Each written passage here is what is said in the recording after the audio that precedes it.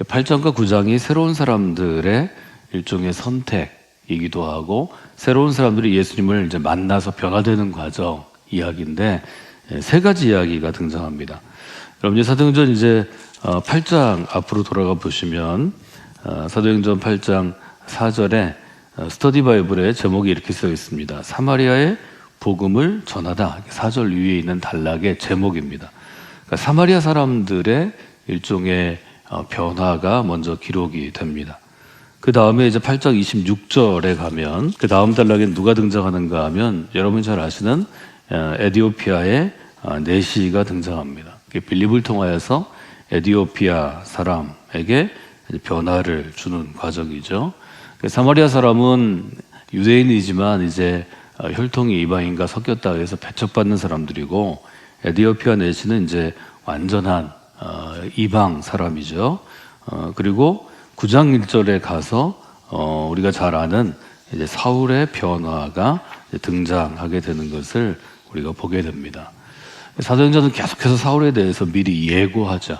어떤 사람인지를 예고하는데 첫 번째로 보는 것은 7장 마지막 단락, 우리가 스데반의 순교라고 불리우는 스데반의 마지막 순교의 자리에 사울이 있었다 하는 것을 사도행전이 일부러 기록합니다.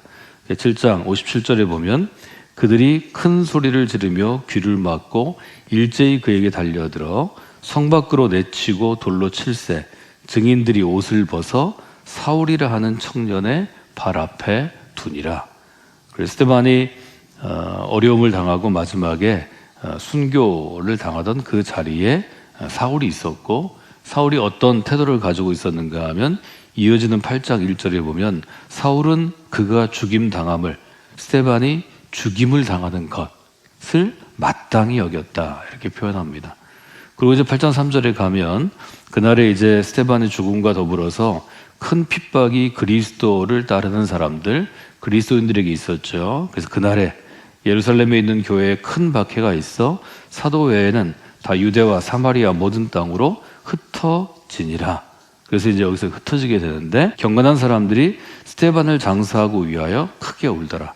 그래서 스데반을 알고 있고 예루살렘 교회에 경건한 사람들이 이제 큰 슬픔 가운데 있었는데 그때 사울은 어떻게 했는가 하면 사울이 교회를 잔멸할새 각 집에 들어가 남녀를 끌어다가 옥에 넘기니라.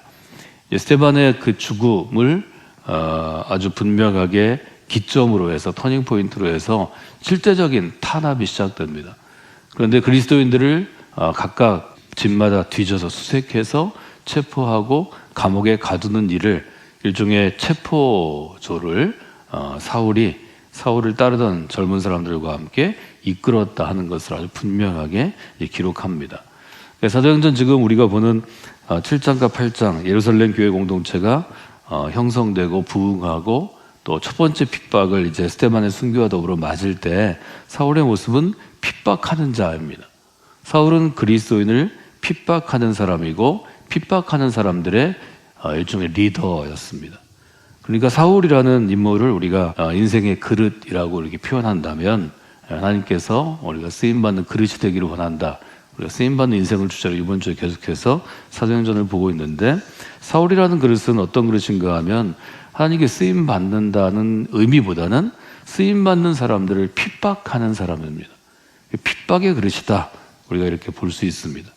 그리고 나서 이제 9장에 들어가면 사울이 이제 다메섹에서 아주 극적으로 예수님 앞에 서게 되죠. 그래서 여러분들이 다메섹 가운데 사울이 극적으로 예수님 앞에 서는 장면이 사도행전 9장 가운데 있습니다.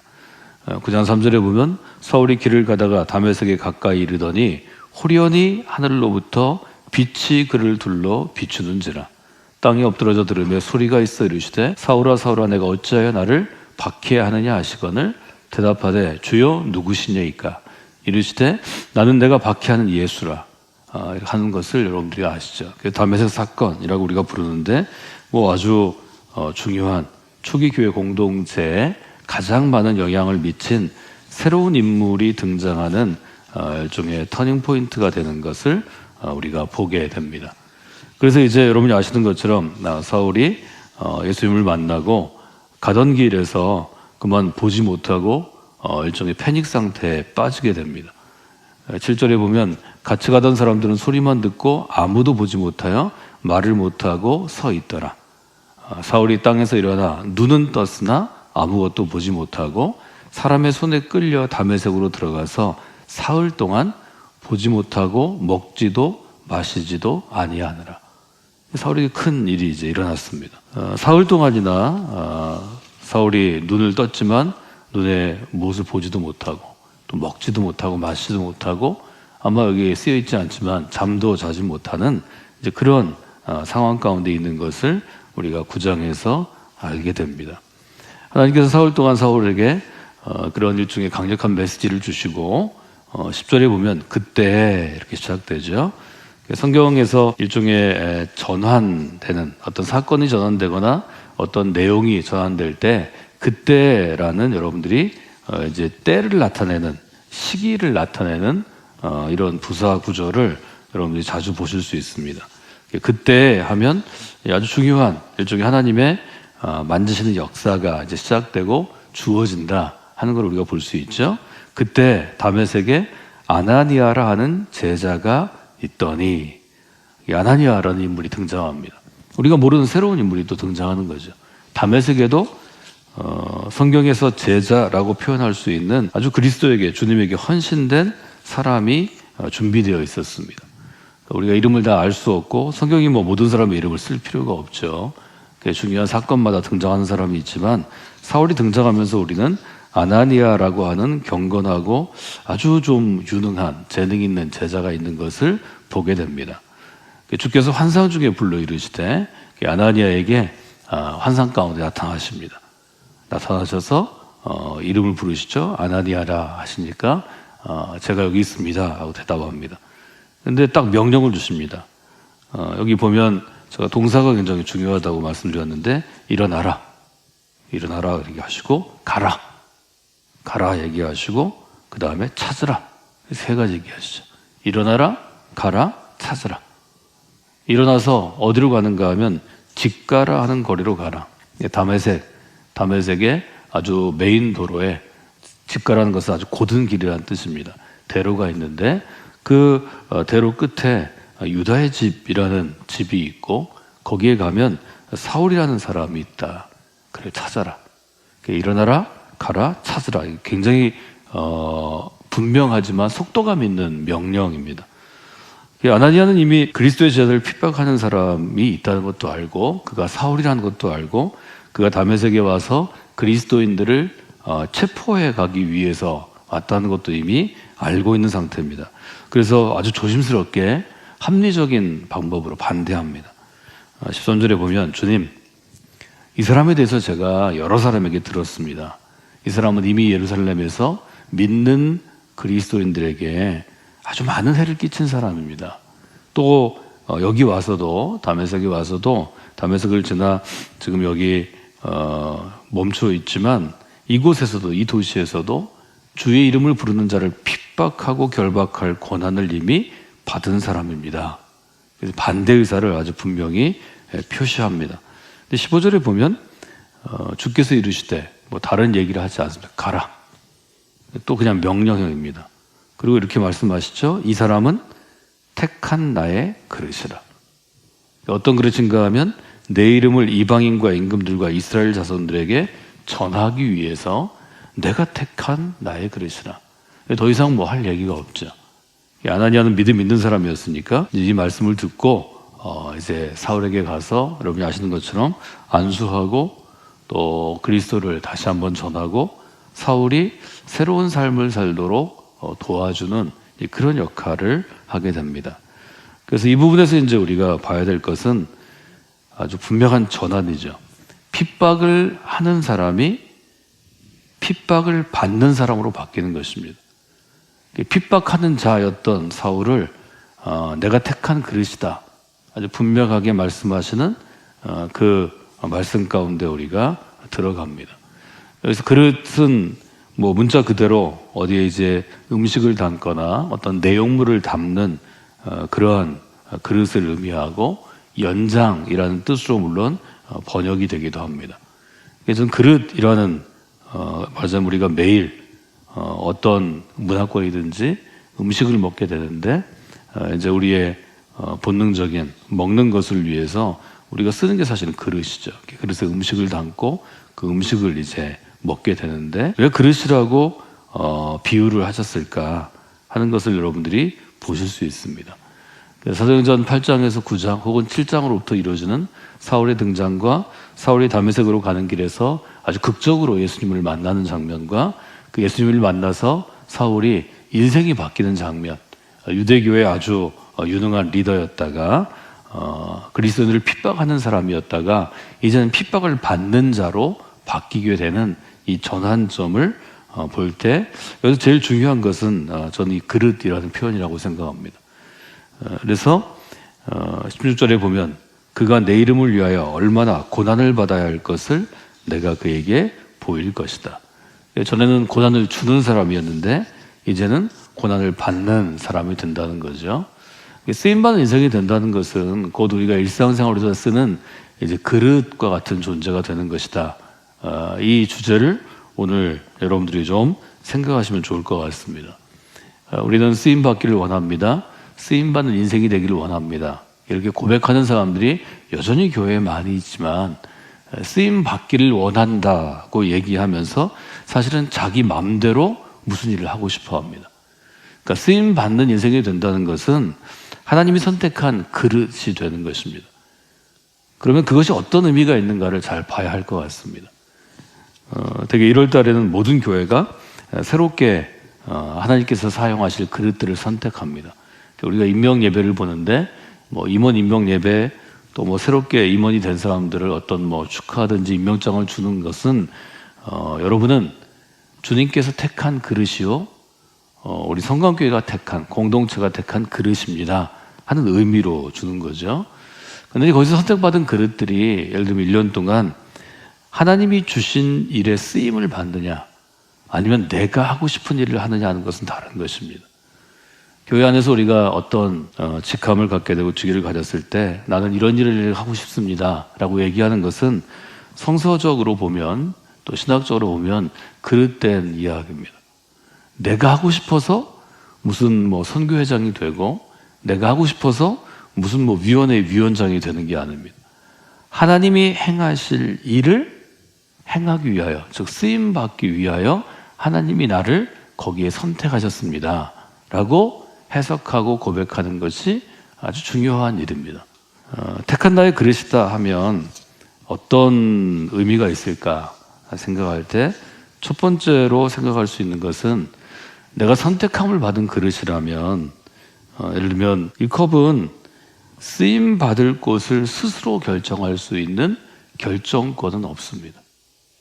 이 컵이 여기 있지만 제가 이 컵을 들어서 물을 마시면 쓰임을 받지만 그날은 제가 이 컵을 좀 쓰고 싶지 않으면 제가 안 쓰면 그만입니다. 그릇은 스스로 무엇을 결정할 수 없습니다. 굉장히 수동적입니다. 하나님이 택하셨다는 것은 주인이 쓰셔야 쓰임을 받을 수 있습니다. 그래서 하나님께서 사울에게 너 뭐가 하고 싶니? 이렇게 물어보셔가지고 사울을 거기에 쓰는 게 아닙니다. 그건 사울이 하고 싶은 일입니다. 택한 그릇이라는 것은 하나님이 행하시기 원하는 일에 그릇을 갖다가 놓으시는 것입니다. 사울이 이 점을 보지 못하는 상태에서 먹지 못하는 상태에서 아마 강력하게 체험했을 것입니다. 사울은 그전에는 자기가 하고 싶은 일을 하며 살았습니다. 자기가 눈으로 보고 옳다고 생각하는 일에 자기 인생을 바친 거죠. 그러나 이제는 누군가의 인도를 받는 사람이 되었습니다.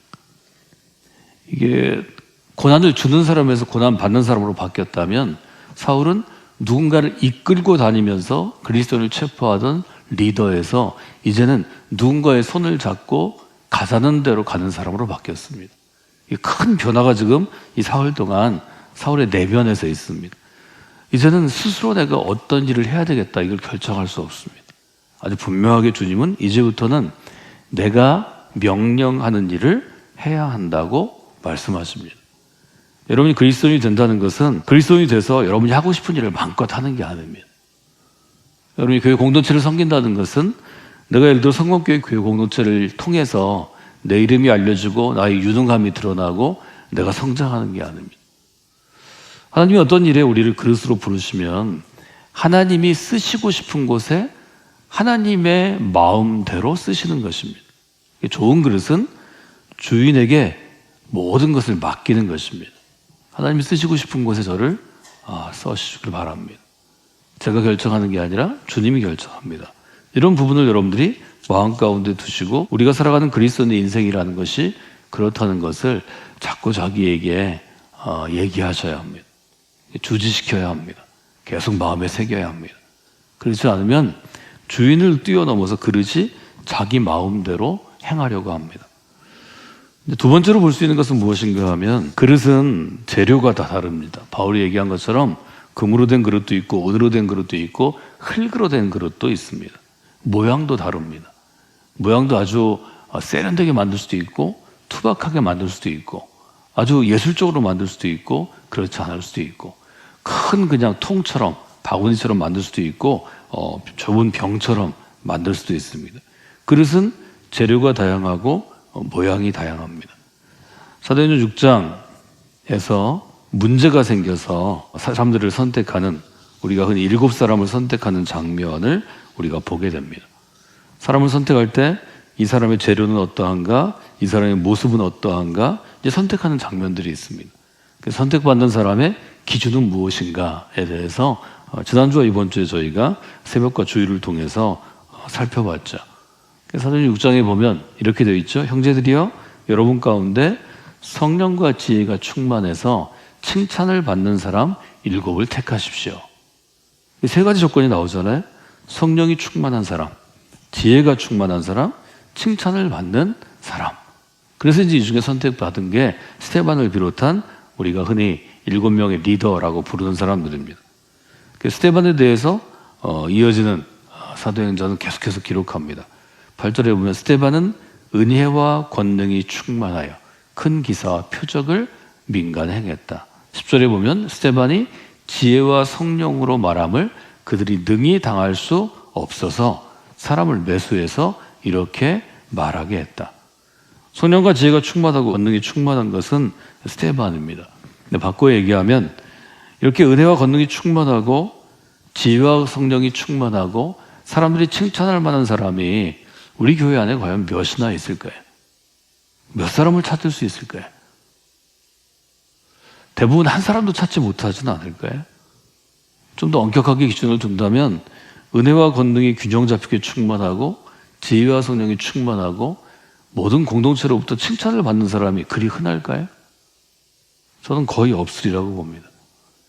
이런 기준을 가지고 선택한다면 과연 우리가 선택을 받을 수 있을까? 저는 탈락입니다. 여러분 어떠신가요? 여러분 충분한 자격이 있으신가요? 자격이 있어서 우리가 성광교회 안에 들어와서 이렇게 서 있나요? 이렇게 앉아 있나요? 아니요, 자격을 따지면 자격 미달이 대부분 모두가 될 것입니다. 그래서 그릇은 경우에는 재료나 모양이 물론 중요하긴 하지만 그 재료나 모양 때문에 쓰임을 받는 것은 아니다.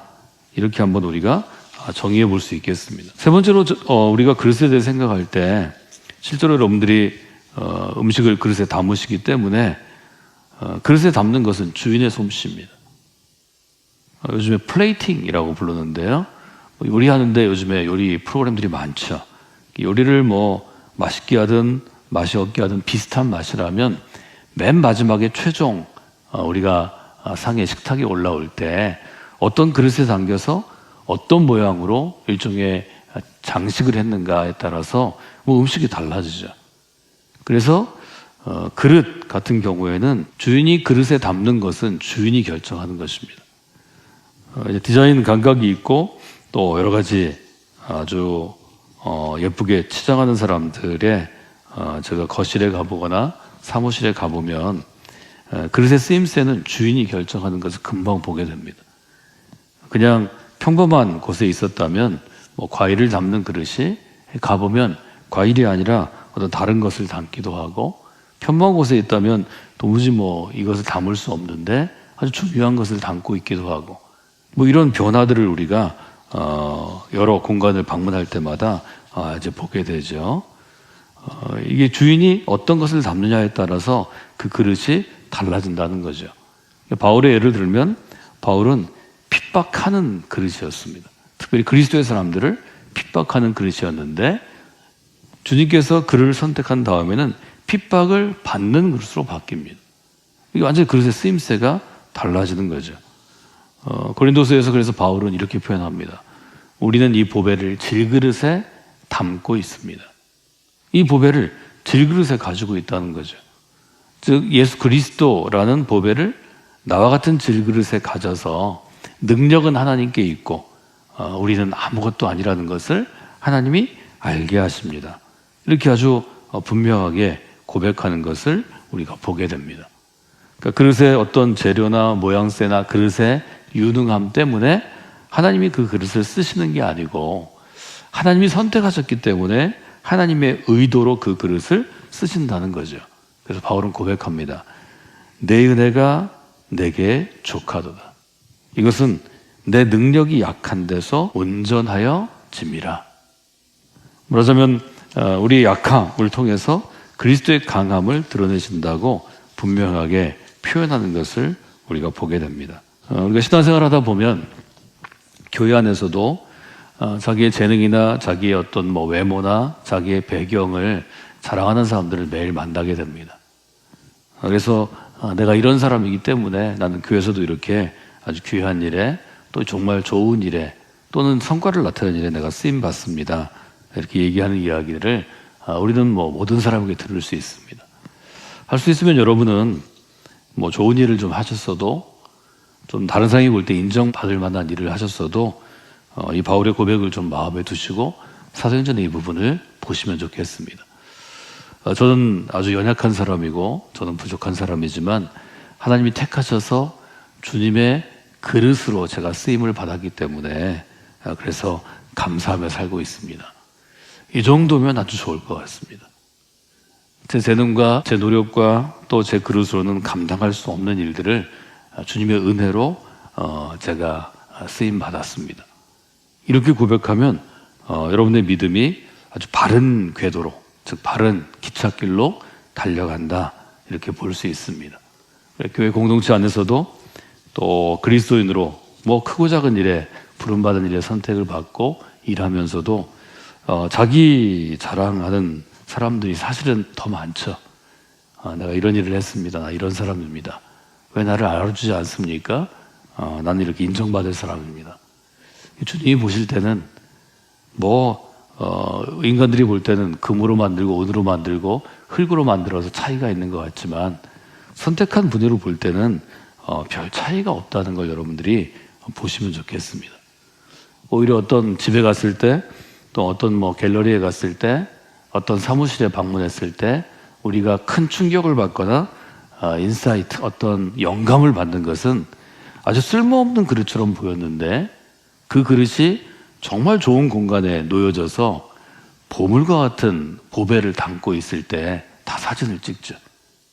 정말 비싼 그릇에 비싼 게 담겨져 있으면 그거는 그렇겠다 이렇게 생각하지만 흔히 볼 수 있는 그냥 생활 속에서 별로 가치 없는 그냥 선의로 주면 받을 수 있는 싸구려 그릇에 정말 보석 같은 보배와 같은 가치 있는 것이 담겨져서 아주 귀한 공간에 디스플레이 돼 있으면 오히려 그게 더 사람들의 주목을 받게 되는 거죠. 여러분의 인생이 그런 인생이 되시면 좋겠습니다. 우리는 평범한 사람들이고 또 평범한 그릇들이지만 정말 빛나는 영광과 같은 빛나는 권위가 있는 우리 주님의 십자가가 당겨져서 아주 귀하고 복된 곳에 쓰임받는 그런 인생들로 살아가시기를 주님의 이름으로 부탁을 드립니다.